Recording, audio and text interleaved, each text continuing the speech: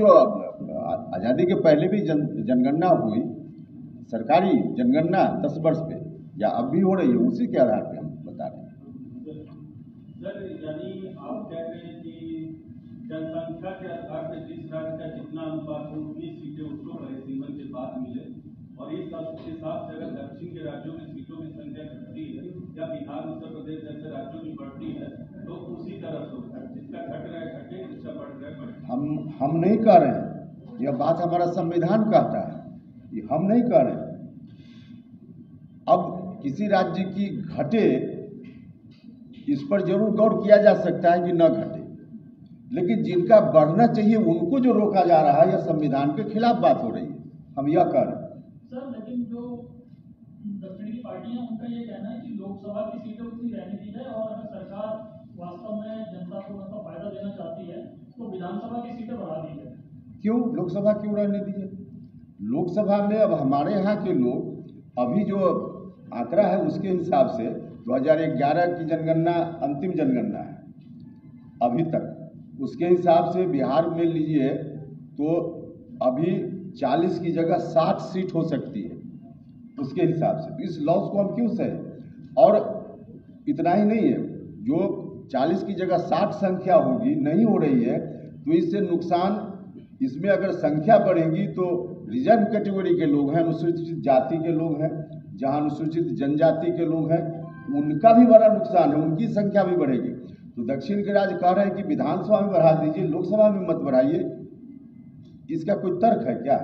उनका जो एक कंसर्न है कि अगर पॉपुलेशन के आधार पर अगर सीट दिया जाएगा तो राष्ट्रीय राजनीति में उनका वजन पॉलिटिकल में और बहुत ज्यादा कम हो जाएगा। नेशनल पॉलिसी, नेशनल पार्टी, उसके लिए क्या रास्ता होगा कोई निकाले, लेकिन हम अपना वजन क्यों कम स्वीकार कर लें?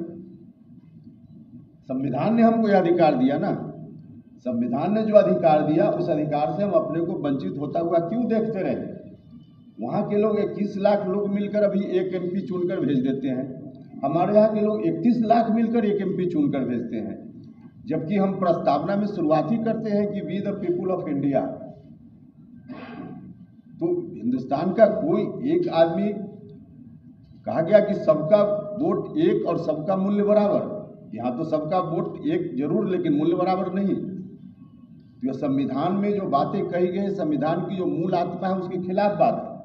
हम यह नहीं करेंगे कि किसी राज्य का खामखा नुकसान हो जाए, उनके नुकसान को रोका जा सकता है, उनके यहाँ कम न हो यह एक रास्ता हो सकता है, लेकिन हमारा नहीं बढ़े यह तो गलत है।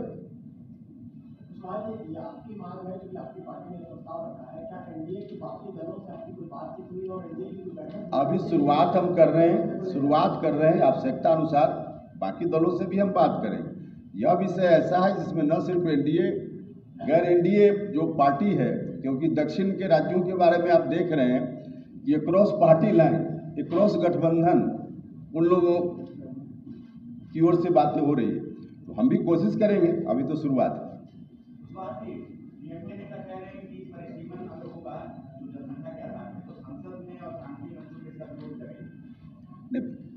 विरोध करेंगे, विरोध तो कर ही रहे हैं, लेकिन उनके विरोध को हम नहीं सहेंगे। हम हर तरह से, क्योंकि हम संविधान के पक्ष में बोल रहे हैं, संविधान हमारे पक्ष में है, तो इसलिए हमारे साथ जो अन्याय हो रहा है, कोई जोर जोर से बोलकर चाहे कि इस अन्याय को आगे कंटिन्यू रखें, हम यह नहीं होने देंगे।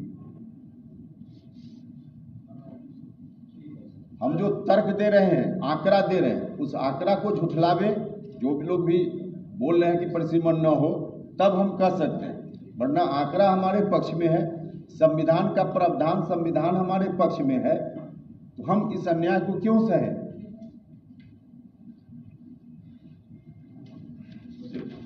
बहुत धन्यवाद।